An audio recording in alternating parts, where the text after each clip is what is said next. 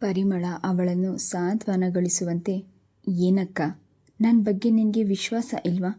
ನಾನು ದೀಪಕ್ನ ಪರಿಚಯ ಮಾಡಿಕೊಡ್ಬೇಕು ಅಂತಿರೋದು ಕುತೂಹಲದಿಂದ.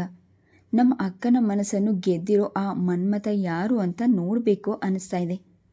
ಖಂಡಿತ ಅಪ್ಪಾಜಿ ಹತ್ರ ಈ ವಿಷಯ ಹೇಳಲ್ಲ, ನೀನು ಧೈರ್ಯವಾಗಿರು ಎಂದು ಭರವಸೆ ನೀಡಿದ ಮೇಲೆ ಕಸ್ತೂರಿಗೆ ತುಸು ಸಮಾಧಾನವೆನಿಸಿತು. ನಾಳೆ ನಾವಿಬ್ಬರು ಮಂದಿರಕ್ಕೆ ಹೋಗೋಣ, ಅಲ್ಲಿ ದೀಪಕ್ ನನಗಾಗಿ ಕಾಯ್ತಾ ಇದ್ದಾರೆ.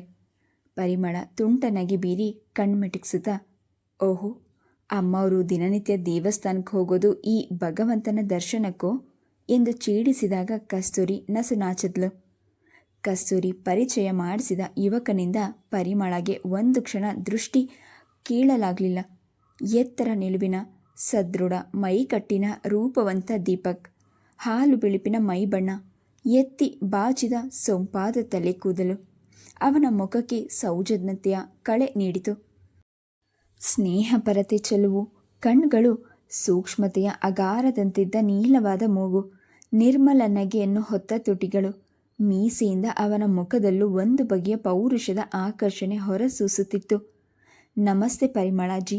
ಅವನ ದನಿಯಲ್ಲಿ ಅಡಗಿದ ಮಾದಕತೆಗೆ ಸೋತು ಪರಿಮಳ ಕೈ ಮುಗಿದ್ಲು. ದೀಪಕ್, ಇವಳೆ ನನ್ನ ತಂಗಿ ಪರಿಮಳ.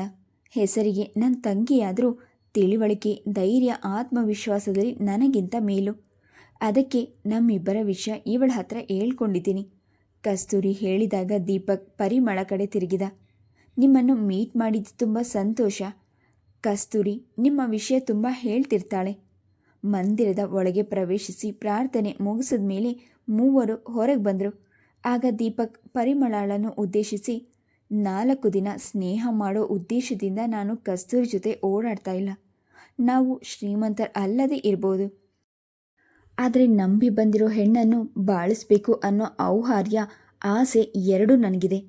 ಚಿನ್ನದ ಚಮಚದಲ್ಲಿ ಊಟ ಮಾಡಿಸೋ ಚೈತನ್ಯ ನನಗಿಲ್ಲ, ಆದರೆ ನನ್ನ ಹೆಂಡತಿಗೆ 2 ಹೊತ್ತು ಊಟ ಹಾಕಿ ಪ್ರೀತಿಯಿಂದ ನೋಡಿಕೊಳ್ಳುವಷ್ಟು ಸಾಮರ್ಥ್ಯ ನನಗಿದೆ ಎಂದಾಗ ಕಸ್ತೂರಿ ಅವನತ್ತ ಒಲವಿನ ತುಂಬು ನೋಟ ಬೀರಿದ್ಲು.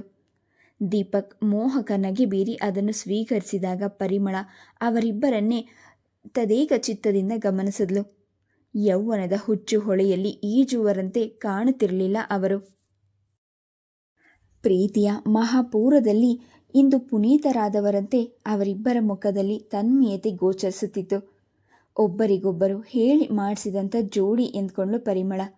ಅವಳ ಮನಸ್ಸು ಬೇರೊಂದು ರೀತಿಯಲ್ಲಿ ಲೆಕ್ಕ ಹಾಕುತ್ತಿತ್ತು.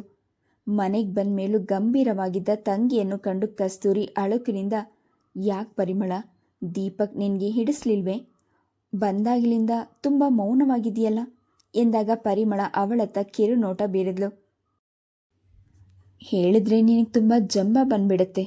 ಅಂದರೆ ನಿನ್ನ ಆಯ್ಕೆ ಇಷ್ಟು ಪರ್ಫೆಕ್ಟ್ ಆಗಿರುತ್ತೆ ಅಂತ ನಾನು ಕನಸಿನಲ್ಲೂ ಊಹಿಸಿರಲಿಲ್ಲ. ಅಂದರೆ ದೀಪಕ್ ನಿನಗೆ, ಪರಿಮಳ ನಗುತ್ತಾ, ನಿನಗೆ ಒಲಿದಿರೋನ ಬಗ್ಗೆ ನನ್ನ ಅಭಿಪ್ರಾಯ ಕೇಳಿದರೆ ನಿನಗೆ ಅಸೂಯೆ ಆಗಬಹುದು ಎಂದ್ಲು. ದೀಪಕ್ ನಿನಗೂ ಮೆಚ್ಚುಗೆ ಆಗಿದ್ದಾರೆ ತಾನೇ?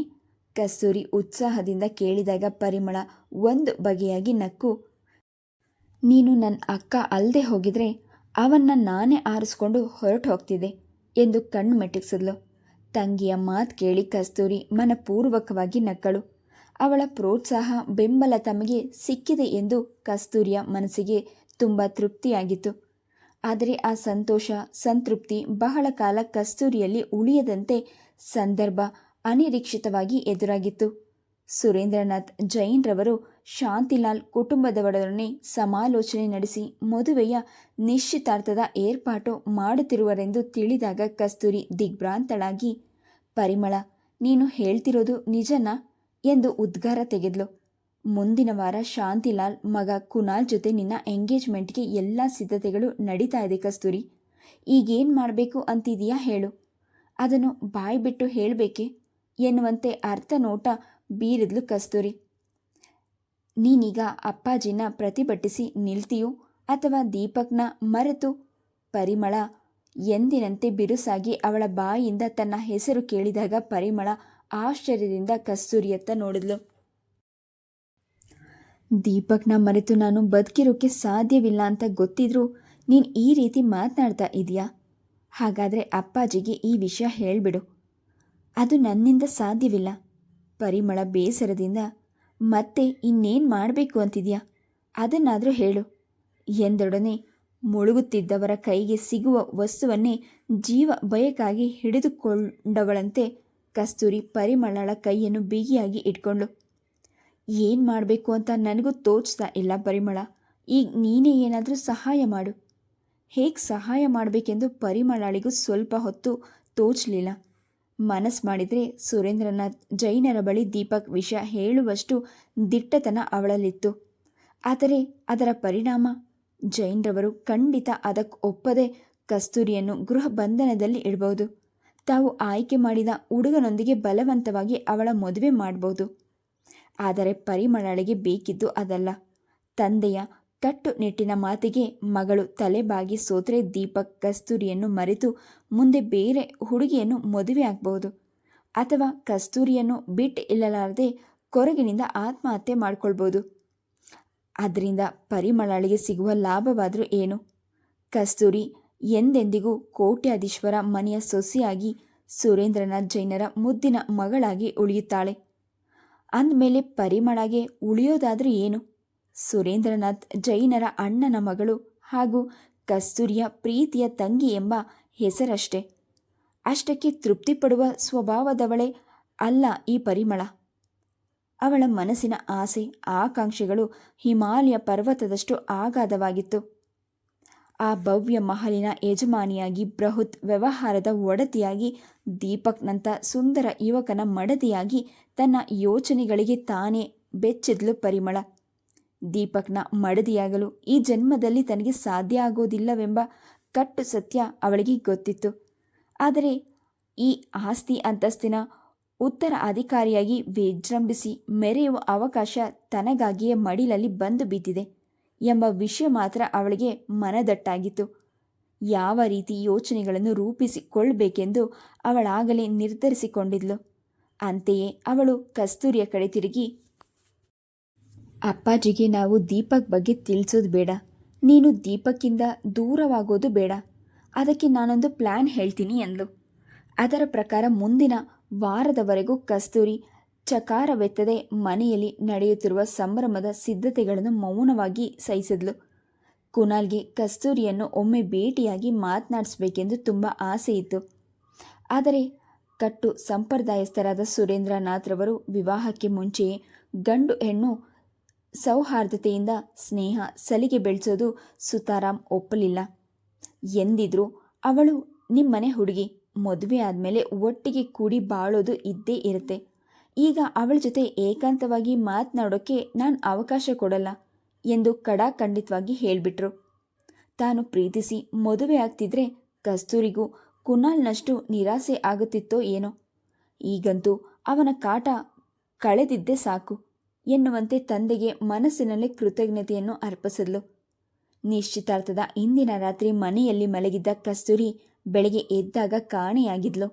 ಅವಳ ದೈನಂದಿನ ಬಟ್ಟೆಗಳೆಲ್ಲ ಬೀರುವಿನಿಂದ ನಾಪತ್ತೆಯಾಗಿದ್ದವು. ಪರಿಮಳ ಆತಂಕದಿಂದ ಹುಚ್ಚು ಹಿಡಿದವಳಂತೆ, ಅಪ್ಪಾಜಿ, ಕಸ್ತೂರಿ ಎಲ್ಲಿದ್ದಾಳೆ? ಅವಳಿಗೇನೋ ಆಪತ್ತು ಬಂದಿದೆಯೋ ಅಂತ ನನಗೆ ತುಂಬ ಭಯ ಆಗ್ತಿದೆ ಎಂದು ಒಂದೇ ಸಮನೆ ಬಡಬಡಿಸಿದ್ಲು. ಸುರೇಂದ್ರನಾಥರಿಗೂ ಕೈಕಾಲುಗಳೇ ಹುಡುಗಿ ಹೋದಂತಾಗಿತ್ತು. ವಯಸ್ಸಿಗೆ ಬಂದ ಮಗಳು ಇದ್ದಕ್ಕಿದ್ದಂತೆ ಕಾಣೆಯಾಗಿದ್ದಾಳೆ. ಪೊಲೀಸ್ ಕಂಪ್ಲೇಂಟ್ ಕೊಟ್ಟರೆ ತಮ್ಮ ಘನತೆ ಗೌರವಕ್ಕೆ ಧಕ್ಕೆ. ಆದರೆ ವಿಷಯ ಹೀಗೆ ಬಿಟ್ಟರೆ ನಿಶ್ಚಿತಾರ್ಥಕ್ಕೆ ಆಗಮಿಸುವ ಬೀಗರ ಮುಂದೆ ತಮ್ಮ ಪ್ರತಿಷ್ಠೆಗೆ ಕೊಡಲಿ ಏಟು. ಅತ್ತ ದರಿ ಇತ್ತ ಪುಲಿ ಎನ್ನುವಂತೆ ತತ್ತರಿಸಿ ಹೋಗಿದ್ರು. ಅಷ್ಟರಲ್ಲಿ ಕಸ್ತೂರಿಯ ಹಾಸಿಗೆಯನ್ನು ತಡಕಾಡುತ್ತಿದ್ದ ಪರಿಮಳ ಕೂಗಿಕೊಂಡ್ಳು, ಅಪ್ಪಾಜಿ, ಇಲ್ಲೊಂದು ಕಾಗದ ಇದೆ ನೋಡಿ. ಯಾರೋ ದುರಾತ್ಮರು ಹಣದಾಸೆಗಾಗಿ ತಮ್ಮ ಮಗಳನ್ನು ಅಪಹರಿಸಿಕೊಂಡು ಹೋಗಿ ಮುಂದೆ ಊಹಿಸಲಾಗದವರಂತೆ ಸುರೇಂದ್ರನಾಥ್ ಆ ಪತ್ರ ತೆಗೆದುಕೊಂಡ್ರು. ಅದನ್ನು ತೆಗೆದು ಓದುವಾಗ ಅವರ ಕೈ ನವಿರಾಗಿ ಕಂಪಿಸುತ್ತಿತ್ತು. ಪ್ರೀತಿಯ ಅಪ್ಪಾಜಿ, ನನ್ನ ಮನಸ್ಸುಗೊಲ್ಲದ ನಿಶ್ಚಿತಾರ್ಥವನ್ನು ವಿರೋಧಿಸಲು ಧೈರ್ಯವಿಲ್ಲದೆ ಮನೆ ಬಿಟ್ಟು ಬೇರೊಂದು ಸುರಕ್ಷಿತ ಸ್ಥಳಕ್ಕೆ ಹೋಗ್ತಾ ಇದ್ದೀನಿ. ನೀವಾಗಿಯೇ ಆತಂಕದಿಂದ ನನ್ನನ್ನು ಹುಡುಕುವ ಪ್ರಯತ್ನ ಮಾಡಬೇಡಿ. ನಿಮ್ಮ ಮಗಳು ಕಸ್ತೂರಿ. ಹಿಂದಿಯಲ್ಲಿ ಬರೆದ 2 ಸಾಲುಗಳನ್ನು ಓದುತ್ತಿದ್ದಂತೆ ಸುರೇಂದ್ರನಾಥ್ ತಲ್ಲಣಿಸಿ ಹೋದರು.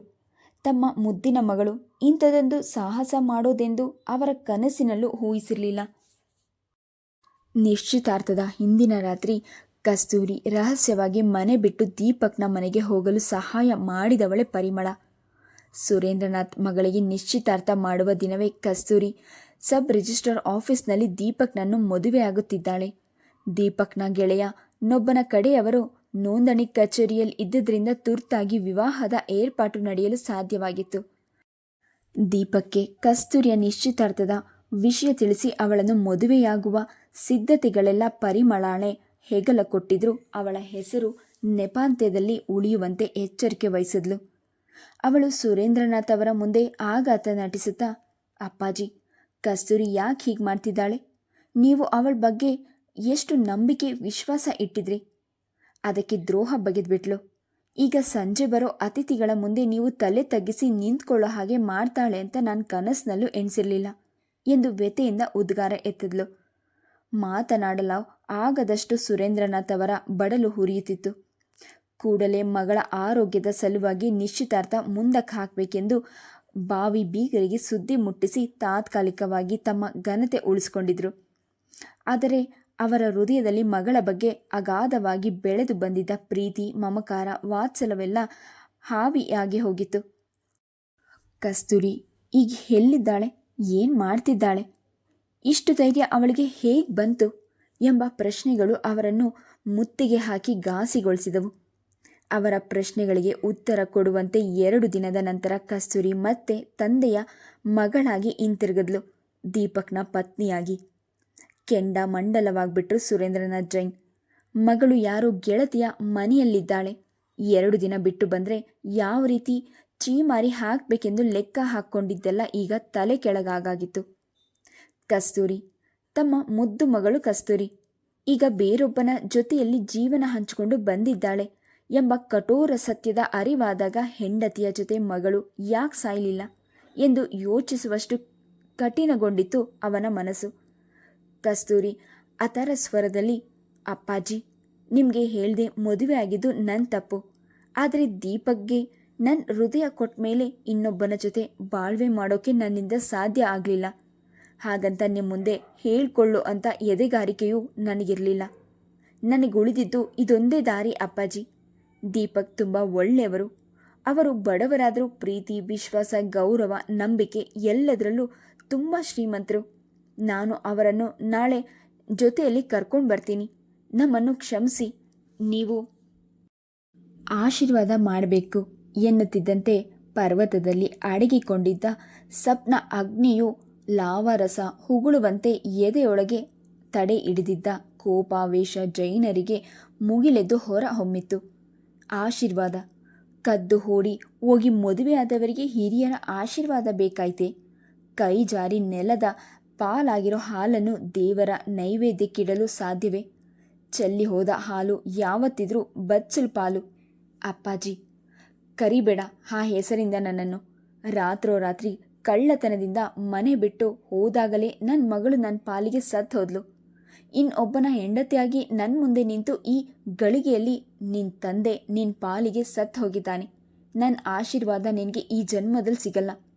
ಅವರ ಮಾತುಗಳನ್ನು ಕೇಳಿ ಕಸ್ತೂರಿಗೆ ದುಃಖ ಹುಮ್ಮಿಸಿ ಬಂತು. ತಾನು ಅಸಹಾಯಕ ಪರಿಸ್ಥಿತಿಯಲ್ಲಿ ಇರುವೆನೆಂದು ತೋರಿಸಿಕೊಳ್ಳುವಂತೆ ಪರಿಮಳ ಯಾರ ಪರವಾಗಿಯೂ ಯಾವ ಮಾತು ಆಡದೆ ಮೂಕಳಂತೆ ನಿಂತಿದ್ಲು. ಒಂದು ಸಣ್ಣ ಗಾಯದಿಂದ ತನ್ನ ಮುಖ ಚಿಕ್ಕದಾದರೂ ತಮ್ಮ ಹೃದಯಕ್ಕೆ ಘಾಸಿಯಾಗುವಂತೆ ಆತಂಕ ಪಡುವ ತಂದೆ ಈಗ ತನ್ನ ಹೃದಯ ದುಃಖದಿಂದ ಬೆಂದು ಹೋಗುತ್ತಿದ್ದಾರೋ ಕಲ್ಲು ಮನಸ್ಸಿನಿಂದ ನಿಂತಿರೋದು ಕಂಡು ಕಸ್ತೂರಿಗೆ ತೀವ್ರ ವೇದನೆ ಉಂಟಾಗಿತ್ತು. ಮದುವೆಯಾಗಿ ಬಂದ ಮಗಳಿಗೆ ಎಂದು ಮರೆಯಲಾಗದ ಉಡುಗೊರೆಯನ್ನು ಕೊಟ್ಟಿದ್ದೀರಾ ಅಪ್ಪಾಜಿ. ನಿಮ್ಮ ತಿರಸ್ಕಾರ, ನಿಂದನೆಗಳನ್ನೇ ಆಶೀರ್ವಾದ ಅಂತ ಭಾವಿಸ್ಕೊಂಡು ಹೋಗ್ತಾ ಇದ್ದೀನಿ. ನಾನು ಹುಟ್ಟಿ ಬೆಳೆದ ಮನೇನ ಶಾಶ್ವತವಾಗಿ ತೊರೆದು ಹೋಗೋಕ್ಕೆ ನಾನು ಅನುಭವಿಸ್ತಾ ಇರೋ ಸಂಕಟ ಅಷ್ಟಿಷ್ಟಲ್ಲ. ನಾನು ಮಾಡಿರೋದೊಂದೇ ತಪ್ಪು. ನಮ್ಮ ಅಂತಸ್ತಿಗಿಂತ ಕೀಳ್ಮಟ್ಟದಲ್ಲಿ ಇರೋರಿಗೆ ಮನಸ್ಸು ಕೊಟ್ಟಿದ್ದು. ಅದಕ್ಕೆ ನೀವು ಕೊಟ್ಟಿರೋ ಶಿಕ್ಷೆ ಬಹಳ ದೊಡ್ಡದು. ಆದರೆ ನಿಮ್ಮ ಬಗ್ಗೆ ನನಗಿರೋ ಪ್ರೀತಿ, ಗೌರವಕ್ಕಾಗಿ ನಾನು ಅದನ್ನು ಮೌನವಾಗಿ ಅಂಗೀಕರಿಸ್ತಿದ್ದೀನಿ. ತಿರಸ್ಕಾರದಿಂದ ಕಲ್ಲಾಗಿರೋ ನಿಮ್ಮ ಹೃದಯದಲ್ಲಿ ಮತ್ತೆ ಮಗಳು ಅನ್ನೋ ಮಮಕಾರದ ಸೆಲೆ ಹೊಡೆದಾಗ ಈ ಪ್ರಪಂಚದ ಯಾವ ಮೂಲೆಯಲ್ಲಿದ್ದರೂ ನಾನು ನಿಮಗೋಸ್ಕರ ಓಡ್ ಬರ್ತೀನಪ್ಪಾಜಿ. ಈ ಮಾತು ಮರಿಬೇಡಿ. ಎಂದವಳೆ ಅಲ್ಲಿ ನಿಲ್ಲಲಾರದೆ ಹೊರಟೋದ್ಲು. ಮಗಳ ದುಃಖತಪ್ತ ನುಡಿಗಳು ಸುರೇಂದ್ರನಾಥರ ಮನಸ್ಸನ್ನು ಕರಗಿಸಲಿಲ್ಲ. ಸಮಾಜದ ಎದುರಿಗೆ ತಾವು ತಲೆ ಎತ್ತದಂತೆ ಮಾಡಿದ ಮಗಳು ಈಗ ಅವರ ಪಾಲಿಗೆ ಪರಮಶತ್ರುವಾಗಿದ್ದಾಳೆ. ಪರಿಮಳಗೆ ಬೇಕಾದದ್ದು ಅದೇ. ಹೆತ್ತ ತಂದೆ ತಾಯಿಯಿಂದ ಪರಿತ್ಯಕ್ತವಾಗಿ ಚಿಕ್ಕಪ್ಪನ ಔಹಾರ್ಯದ ಆಶ್ರಯದಲ್ಲಿ ಬೆಳೆದ ಅವಳಿಗೆ ಒಂದು ಬಲವಾದ ಅಸ್ತಿತ್ವ ಬೇಕಿತ್ತು. ಪಿತ್ರಾರ್ಜಿತವಾಗಿ ಬಂದ ಆಸ್ತಿಗಿಂತ ಸುರೇಂದ್ರನಾಥ್ ಅವರ ಕಷ್ಟಾರ್ಜಿತ ಆಸ್ತಿಯೇ ಇಂದು ಬೃಹದಾಕಾರವಾಗಿ ಬೆಳೆದು ನಿಂತಿದ್ದರಿಂದ ತಂದೆಯ ಪಾಲಿನ ಆಸ್ತಿಯಲ್ಲಿ ಪಾಲು ಕೇಳಿ ಚೂರುಪಾರು ಪಡೆಯಲು ಅವಳ ಮನಸ್ಸು ಬಡಲಿಲ್ಲ. Please subscribe the channel, like and share. Thank you.